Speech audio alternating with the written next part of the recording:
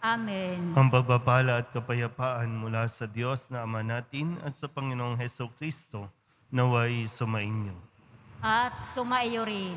Ngayon po ay ginugunita natin ang kapistahan ni Santa Clara, isang dalaga. Mga kapatid, tinipon tayo bilang kaanib na angkan ng Diyos, kaya dumulog tayo sa maawaing Panginoong nagpapatawad ng lubos. Sinugong tagapagpagaling sa mga nagsisisi, Panginoon, kaawaan mo kami. Panginoon, kaawaan mo kami.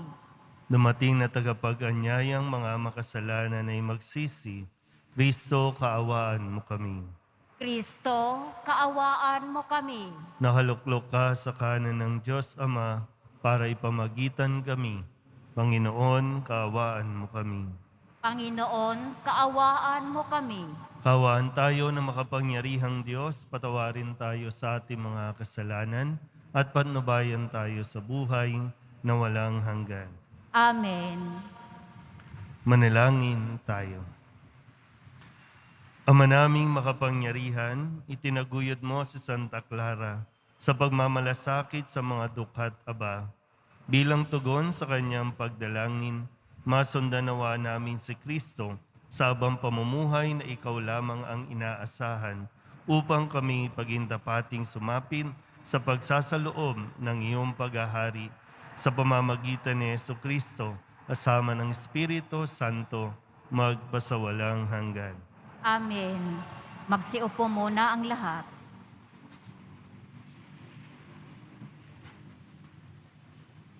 Pagbasa mula sa aklat ni Propeta Ezekiel.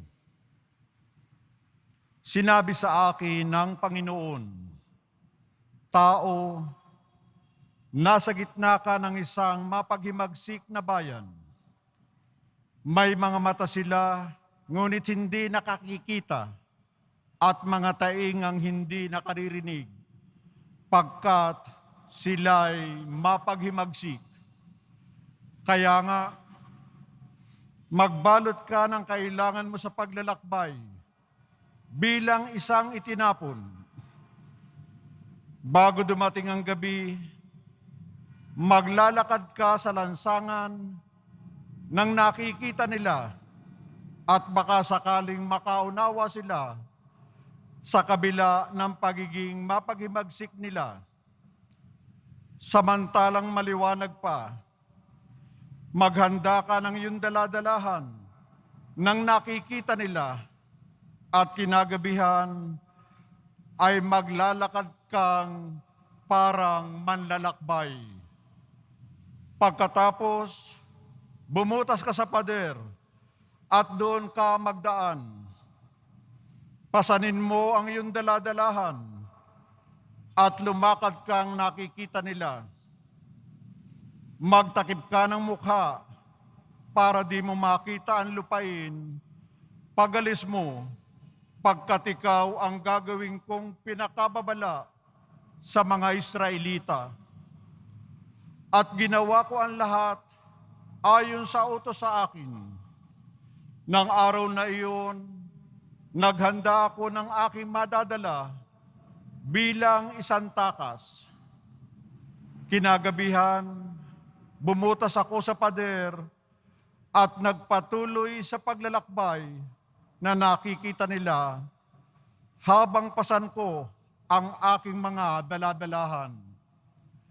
Kinaumagahan, sinabi sa akin ng Panginoon, Tao, hindi ba't itinanong sa iyo ng mapaghimagsik na mga Israelitang yaon kung ano ang iyong ginagawa? Sabihin mo sa kanila na pinasasabi ko, ang pahayag na ito ay para sa pinuno ng Jerusalem at sa buong Israel. Sabihin mong ang ginawa mo ang pinakababala sa gagawin sa kanila. Itatapon sila at ipabibihag. Pagdilim, papasanin ng pinuno ng Jerusalem ang kanyang daladalahan at tatakas sa pamamagitan ng butas sa pader. Magtatakip siya ng kanyang mukha para hindi niya makita ang lupaing iiwan niya. Ang salita ng Diyos. Salamat sa Diyos. Hindi nila malilimot ang dakilang gawa ng Diyos. Hindi nila malilimot ang dakilang gawa ng Diyos. Ngunit sila ay naghimagsik sa kataas-taasang Diyos. Hindi nila iginalang ang kanyang mga utos. Katulad ng nuno nila, sila ay kusang tumalikod. Nagtaksil na wari, panang lumipad ng walang tarus. Hindi nila malilimot ang dakilang gawa ng Diyos. Nanibugho itong Diyos sa kanila ay nagalit nang makita ang dambana ng larawang iniukit. Sumama ang loob niya nung ito ay mamasid. Itinakwil ang Israel sa tindi ng kanyang galit. Hindi nila malilimot ang dakilang gawa ng Diyos. Sa gisag ng kanyang lakas, ang kaba ng kanyang tipan. Binayaan na mahulog at makuha ng kaaway. Nagalit sa kanyang bayat, ibinigay sa kaaway. Kaya naman ang marami sa kanila ay namatay. Hindi nila malilimot ang dakilang gawa ng Diyos. Magsitayo po ang lahat.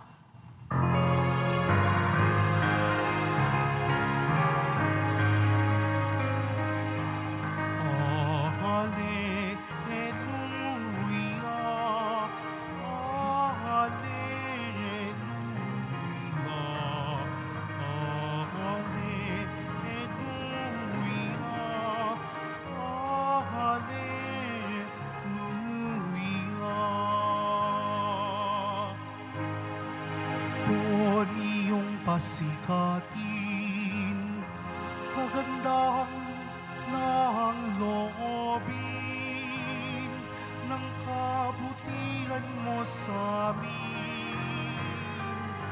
Hallelujah, hallelujah,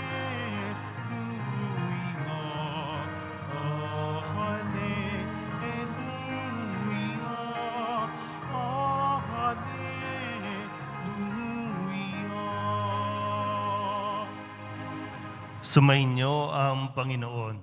At sumaiyo rin. Ang mabuting balita ng Panginoon ayon kay San Mateo. Papuri sa iyo, Panginoon. Noong panahong iyon, lumapit si Pedro at nagtanong kay Jesus, Panginoon, makailan kong patatawarin ang aking kapatid na paulit-ulit na nagkakasala sa akin? Makapito po ba? Sinagot siya ni Jesus, hindi ko sinasabing makapito, kundi 70 ulit pa nito. Sapagkat ang paghari ng Diyos ay katulad nito. Ipinasya ng isang hari na pagbayarin ang kanyang mga lingkod na may utang sa kanya. Unang dinala sa kanya ang isang may utang na 10 milyong piso. Dahil sa siya'y walang ibayad, iniutos ng hari na ipagbili siya, ang kanyang asawa, mga anak, at lahat ng ari-arian upang makabayad. Nanikluhod ang taong ito sa harapan ng hari at nagmakaawa. Bigyan pa ninyo ako ng panahon at babayaran ko sa inyo ang lahat. Naawa sa kanya ang hari, kaya ipinatawad ang kanyang mga utang at pinayaon siya. Ngunit pagkaalis niya roon ay nakatagpo niya ang isa sa kanyang kapwa lingkod na may utang na 500 piso sa kanya. Sinunggaban niya ito at sinakal, sabay wika, magbayad ka ng utang mo. Naglumuhod iyon at nagmakaawa sa kanya. Bigyan mo pa ako ng panahon at babayaran kita. Ngunit hindi siya pumayag. Sa halip, ipinabilanggo niya ang kanyang kapwa lingkod hanggang sa ito'y makabayad. Nang makita ng kanyang mga kapwa lingkod ang nangyari, sila'y labis na nagdamdam. Pumunta sila sa hari at isinumbong ang nangyari. Kaya't ipinatawag siya ng hari. Ikaw, napakasama mo, sabi niya. Pinatawad kita sa utang mo sapagkat nang makaawa ka sa akin. Nahabag ako sa iyo, hindi pa dapat ka ring mahabag sa kapwa mo? At sa galit ng hari, siya'y ipinabilanggo hanggang sa mabayaran niya ang kanyang utang. Gayun din ang gagawin sa inyo ng aking amang nasa langit, kung hindi ninyo patatawarin ang inyong kapatid. Pagkatapos sabihin ni Jesus ang mga bagay na ito, siya'y umalis sa Galilea at nagtungo sa lupain ng Judea, sa kabila ng ilog Jordan. Ang mabuting balita ng Panginoon. Pinupuri ka namin, Panginoong Hesu Kristo. Magsiupo muna ang lahat. Isang magandang umaga po sa inyong lahat. Sa atin pong Ebanghelyo ngayon at sa araw na ito kung saan ipinagdiriwang o ginugunita natin ang kapistahan ni Santa Clara ng Assisi. Si Santa Clara po yung unang babae na nakatuwang ni San Francisco de Assisi na sumunod at ibinigay ang kanyang sarili sa paglilingkod para sa Panginoon, para kay Jesus. Sa usapin natin ngayon, kamusta po ba ang ating mga nararamdaman?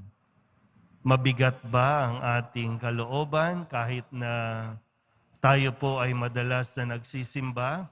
Meron bang mabigat sa atin na dala-dala natin?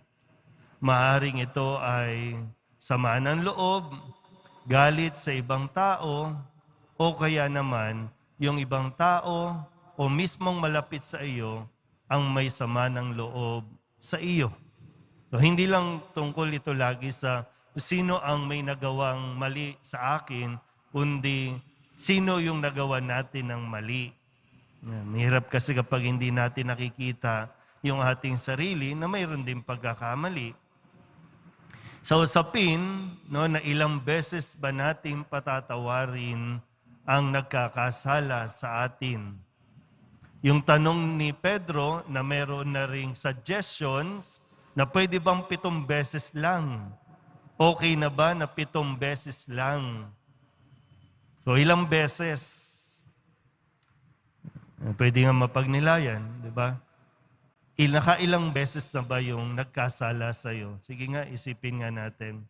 Ilang beses?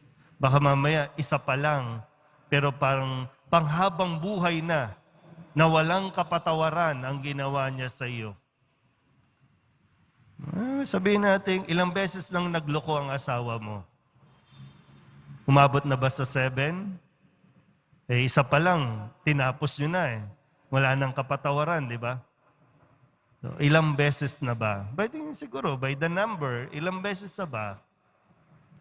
Yung nanay mo, ilang beses ang nagkasala sa'yo. Tatay mo, ilang beses ang nagkasala sa'yo. Kung technicality ang pag-uusapan natin, sige, para maging valid yung sinasabi mong kawawa ka naman. No? Hirap ka na. Tingnan muna natin. Legality-wise, nakakailan na ba? Para sabihin natin na hirap na tayo sa buhay na ito. Baka wala pa, ha? Sabihin natin, okay, lumagpas na ng 7, 8, 9, 10 times na ginagawa sa iyo. Ang usapin din na sinasabi sa atin bilang sagot sa tanong na ilang beses. Kasi sabi ni Kristo, hindi ko sinasabing 7. Wala akong sinasabing 7. Kaya sa pagbibigay ng halimbawa, parang ang ipinapaunawa sa atin, kung humingi ng tawad, patawarin mo. Kasi ganun ang Panginoon. Kung humingi ng tawad, patawarin. So, di ba? Parang, paano mong patatawarin kung hindi nga humingi ng tawad? At paano hihingi ng tawad kung hindi nga niya ina-acknowledge na meron siyang pagkakasala o may nagawang mali? Mahirap kasi yung sasabihin lang natin na move on. Move on na tayo, move on. Inadmit mo na ba? Parang 'di ba? Wow, sa'yo talaga nang galing, 'di ba no? Move on na tayo. Teka lang. Inadmit mo na ba na may pagkakasala ka, na nakasakit ka? Kasi kung nalaman mo, kung sakaling hindi mo alam na nakasakit ka at sinabi na sa iyo na nakasakit ka, ano ba naman yung magsabi ka ng sorry? Parang pare-pareho tayong nakakahinga ng maluwag. Kasi mahirap yung nagsasama kayo, no? Magkasama kayo sa opisina, magkasama kayo sa bahay, tapos walang pag-amin ng kasalanan, walang paghingi ng kasalanan, lalo tigit, walang pagbibigay ng kasalanan, mabigat talaga yan. Magpaplastikan lang tayo dito.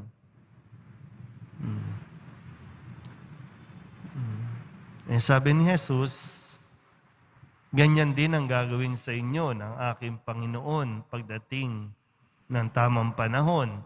Pag hindi mo pinatawad ang iyong kapwa na nagkasala sa iyo, hindi ka rin patatawarin. Okay, nandun na tayo sa punto na ikaw kasi nasaktan, di ba? No? Sobrang sakit kasi yung ibinigay sa iyo. Hindi naman po inaalis yun na nasaktan ka dahil niloko ka. Hindi inaalis yun. Pero ang gustong alisin ng Diyos, yung bit-bit mo, yung dala-dala mong sakit, na mangyayari lang kapag nagawa mong magpatawad. Maging handa ka lang. Hindi naman minamadali, no? Hindi naman sinasabing agad-agad, no? Sinaksak ka sa liig, tapos, sorry na, okay na tayo, ha? Hindi naman ganun, no? May proseso din na pagdaraanan. Kumbaga, take time. No? Take your time. Kaya lang, yun nga, pag pinatagal mo ng pinatagal, mas lalo lang bibigat. Pero yung sabi na, pag dumating ang araw, na lumapit at humingi ng tawad, sana handa tayong magbigay ng patawad. Kung maibalik, yung dating closeness, hindi, okay. Pero hindi sinasabing, BFF na tayo ulit matapos mo kong saksakin, ha? Hindi naman. Kasi pagdating, sabi nga, no? Pagdating naman sa langit, wala nang ganyang mga emote-emote natin. Wala na yan. Tapos na yan eh. Wala nang kalungkutan, wala nang kagutuman, no? Dito lang sa lupa, doon natin mas nararanasan ito. Sana po ay mapagnilayan natin ng mabuti. No? Ang pagpapatawad ay hindi para sa taong nagkasala. Ang pagpapatawad ay para sa taong nasaktan. Para ikaw ay mapalaya na sa sakit o sama ng loob na naidulot sa iyo. Amen. Magsitayo na po ang lahat.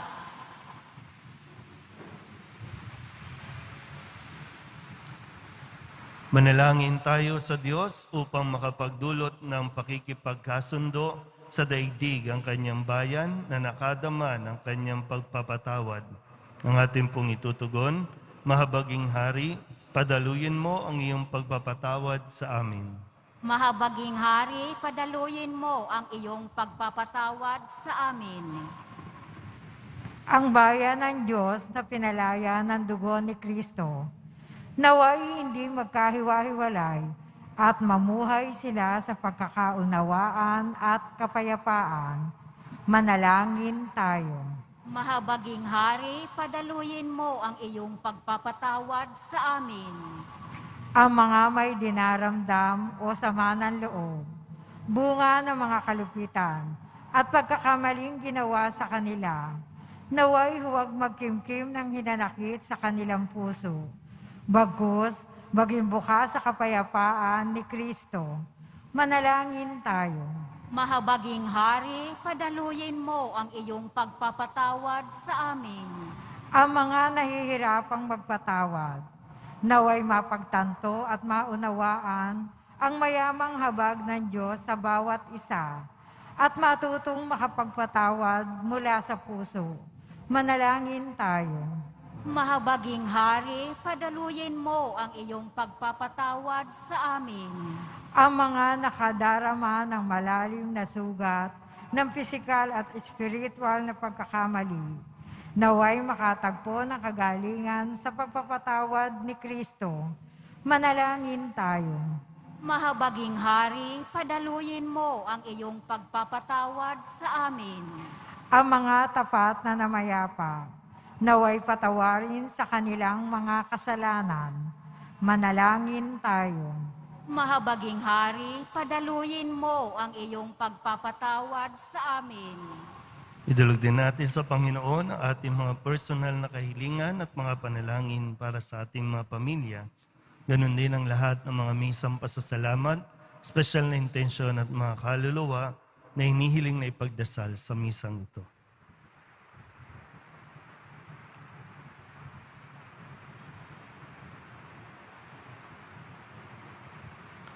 Ang lahat ng ito hinihiling namin sa ngalan ni Kristong aming Panginoon. Amen. Magsiupo muna ang lahat.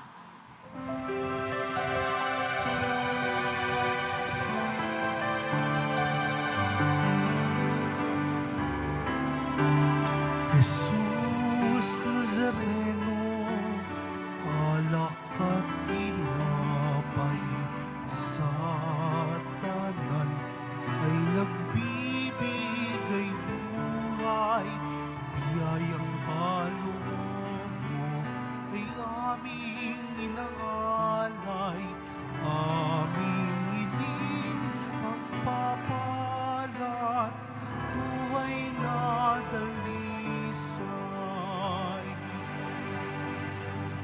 Magsitayo na po ang lahat.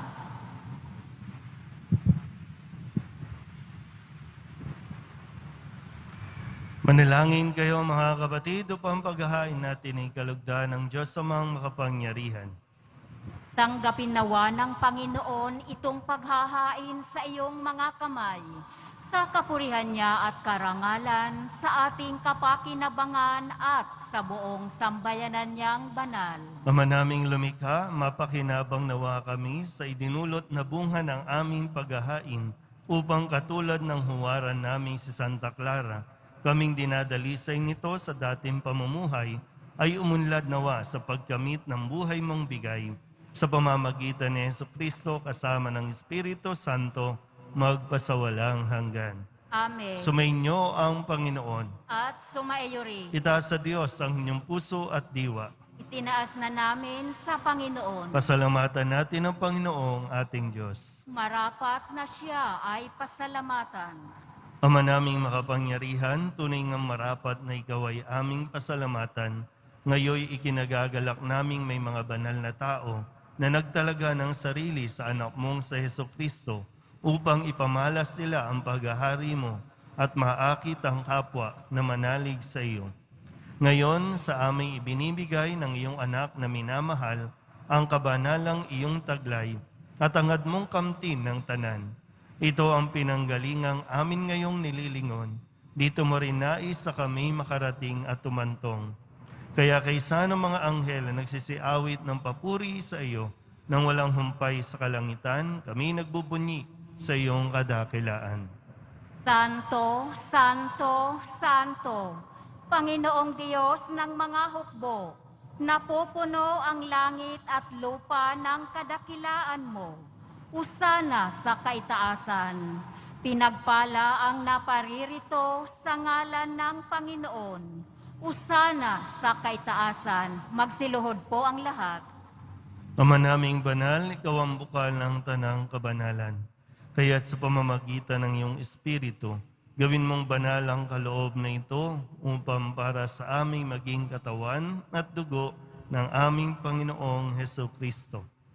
Bago niya pinagtiis ang kusang loob na maging handog, inawakan niya ang tinapay, pinasalamatan kaniya, pinaghati-hati niya iyon, iniabot sa kanyang mga alagad at sinabi, "Tanggapin ninyong lahat ito at kanin, ito ang aking katawan na ihahandog para sa inyo."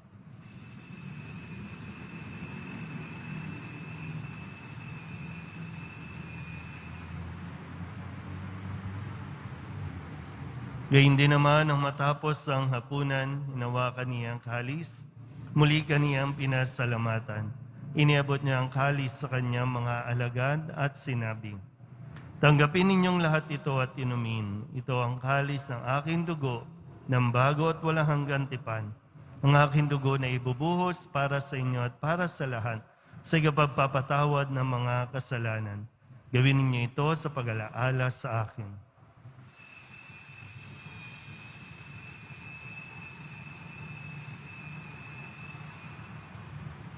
Magsitayo na po ang lahat. Ipagbunyi natin ang misteryo ng pananampalataya. Si Kristo'y namatay, si Kristo'y nabuhay, si Kristo'y babalik sa wakas ng panahon. Ama, ginagawa namin ngayon ang pag-alaala sa pagkamatay at muling pagkabuhay ng iyong anak, kaya tiniaalay namin sa iyo ang tinapay na nagbibigay buhay at ang kalis na nagkakaloob ng kaligtasan.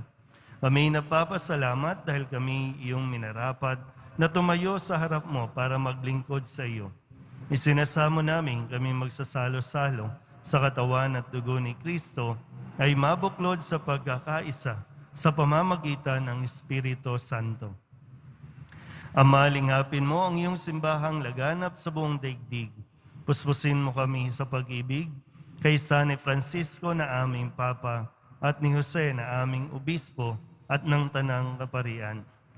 Alalahanin mo rin ang mga kapatid naming nahimlay na may pag-asang sila'y muling mabubuhay, gayon din ang lahat ng mga pumanaw. Kawaan mo sila at patuloyin sa iyong kaliwanagan. Kawaan mo at paginapating kaming lahat na makasalo sa iyong buhay na walang wakas. Kaysa ng mahal na Birhen Maria na Ina ng Diyos, ng kabiyak ng puso niyang si San Jose, kaysa ng mga apostol at ng lahat ng mga banal na namuhay dito sa daigdig ng kalugod-lugod sa iyo, may pagdiwang nawa namin ang papupuri sa ikararangal mo sa pamamagitan ng iyong anak na aming Panginoong Heso Kristo. Sa pamamagitan ng Kristo, kasama niya at sa Kanya, ang lahat ng parangal at papuri ay sa iyo, Diyos amang makapangyarihan, kasama ng Espiritu Santo, magpasawalang hanggan. Amen.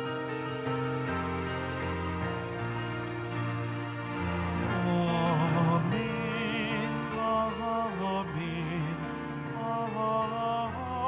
Amen. Buong kababaang loob tayong tumawag sa ating Panginoon ng Ama namin. Ama namin, Sumasalangit ka, sambahin ang ngalan mo. Mapasa amin ang kaharian mo, sundin ang loob mo dito sa lupa para nang sa langit. Bigyan mo kami ngayon ng aming kakanin sa araw-araw at patawarin mo kami sa aming mga sala para nang pagpapatawad namin sa nagkakasala sa amin. At huwag mo kaming ipahintulot sa tukso at iadya mo kami sa lahat ng masama. hinihiling namin kami iadya sa lahat ng masama, pagkalooban ng kapayapaan araw-araw, iligtas sa kasalanan at ilayo sa lahat ng kapahamakan. Samantalang aming pinananabikan ang dakilang araw ng pagpapahayag ng tagapagligtas naming si Heso Kristo. Sapagkat iyo ang kaharian at ang kapangyarihan at ang kapurihan magpakailanman. Amen. Panginoong Heso Kristo, sinabi mo sa iyong mga apostol, kapayapaan ang iniiwan ko sa inyo, ang aking kapayapaan ang binibigay ko sa inyo. Tunghayan mo ang aming pananampalataya at huwag ang aming mga pagkakasala. Pagkalooban mo kami ng kapayapaan at pagkakaisa ayon sa iyong kalooban, kasama ng Espiritu Santo, magpasawalang hanggan. Amen. Ang kapayapaan ng Panginoon ay laging sumainyo. At sumaiyo rin. Magbigyan po tayo ng kapayapaan sa isa't isa. Kordero ng Diyos na nag-aalis ng mga kasalanan ng sanlibutan, maawa ka sa amin. Kordero ng Diyos na nag-aalis ng mga kasalanan ng sanlibutan, maawa ka sa amin. Kordero ng Diyos na nag-aalis ng mga kasalanan ng sanlibutan, ipagkaloob mo sa amin ang kapayapaan. Magsiluhod po ang lahat. Ito ang kordero ng Diyos. Ito ang nag-aalis ng kasalanan ng sanlibutan. Mapalad ang mga inaanyayahan sa kanyang piging. Panginoon, hindi ako karapat-dapat na magpatuloy sa iyo, ngunit sa isang salita mo lamang ay gagaling na ako. Katawan ni Kristo. Amen.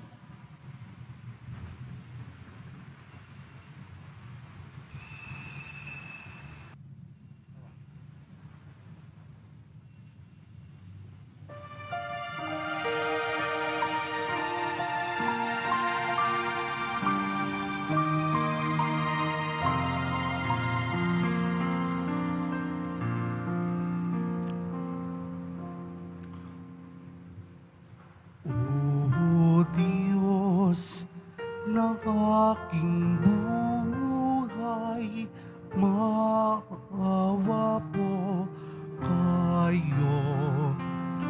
Ingatan aming bahay, pinsalay ilayo.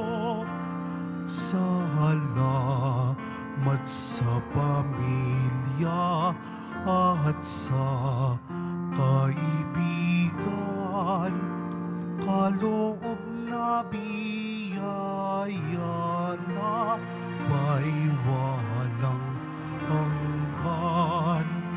May sakit pagalingin, hirap ay mapawi. Amin pong panalangin, langit ay mabawi.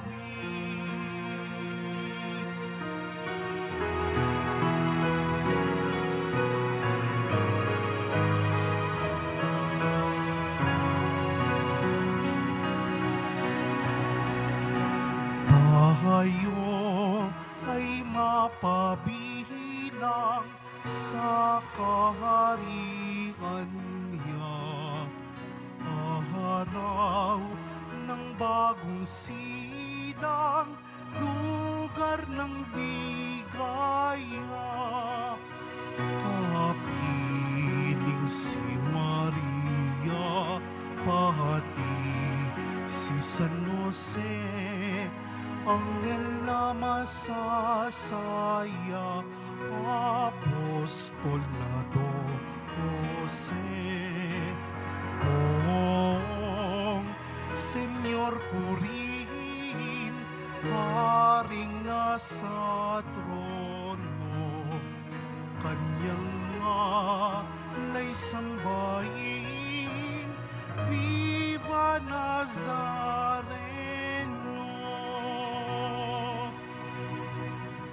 Magsitayo na po ang lahat. Manalangin tayo. Ama naming mapagmahal, pakundangan sa katawan at dugo na aming tinanggap, huwag mong ipahintulot na kami sa kasamaan masadlak. Sa halip, pakundangan kay Santa Clara, umunlad nawa kami sa pag-ibig na wagas araw-araw, at makaharap nawa kami sa iyo sa langit kailanman, sa pamamagitan ni Jesucristo, asama ng Espiritu Santo, magpasawalang hanggan. Amen. Sumainyo ang Panginoon. At sumaiyo rin. Manalangin tayo para sa pagbabasbas. Mahal na pong Jesus Nazareno, inihayag mo sa pamamagitan ng krus ang walang maliw na pag-ibig ng Diyos sa sangkatauhan. Pakinggan mo ang kahilingan ng iyong angkan na nagsusumamo sa iyo. Makamtanawa nila ang iyong katugunan at tanggapin ang kasagutan na may utang na loob na tinatanaw. Basbasan din po ninyo mga dala-dala nilang mga imahin at dasalan at lahat ng mga may karamdaman. Sa pamamagitan ng bendisyon na ito, naway maalala nila ang mga pangako nila noon sa binyag na ikaw ang kanilang ibigin at paglilingkuran bilang Panginoon magpasawalang hanggan. Amen. At pagpalain kayo ng makapangyarihang Diyos, Ama at Anak at Espiritu Santo. Amen. Umayo kayong taglay ang kapayapaan ng Poong Jesus Nazareno. Salamat sa Diyos. Magandang umaga po.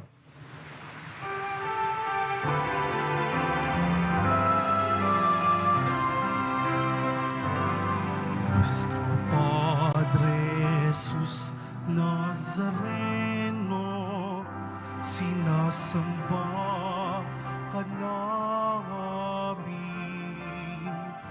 pinipintuho ka namin, aral mo ang aming buhay at kaligtasan. Nuestro Padre Jesus Nazareno, iligtas mo kami sa kasalanan.